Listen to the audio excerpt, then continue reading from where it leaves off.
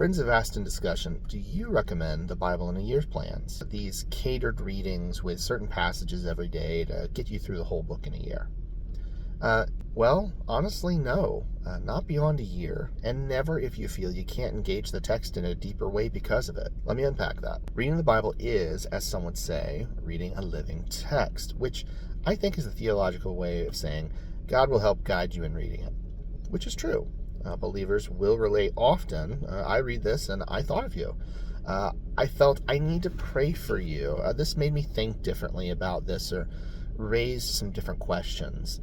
There's an element here of the Spirit in us when brought against this book. It's actively doing something to me as I engage it. Reading an assortment of verses every day is grueling.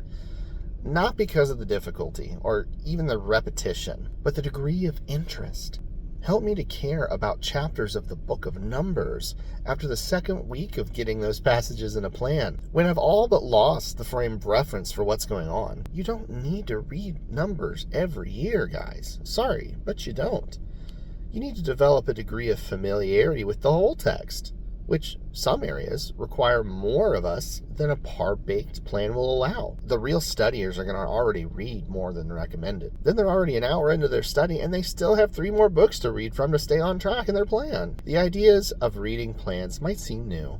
It's actually pretty ancient. The church has at times tried to designate standard scriptural readings, and these went in line with Judaism's calendars and festivals, lectionaries you might hear them called. But most scholars think with those plans to get through the inspired texts, it would take several years of synagogue or church visits, if they could even get access to all the scrolls produced in that period, which was not common. And the house churches would have even fewer materials to work with. They might be lucky to have some handmade notes or copies, scraps of parchment, but they were certainly no Bible reading plan for anyone in these days. We're hundreds of years from even a partial canon of the text being determined. So what am I driving at? Bible reading should never replace Bible study. There's a place for reading, for developing familiarity, for just getting in casually and enjoying the story when you want to.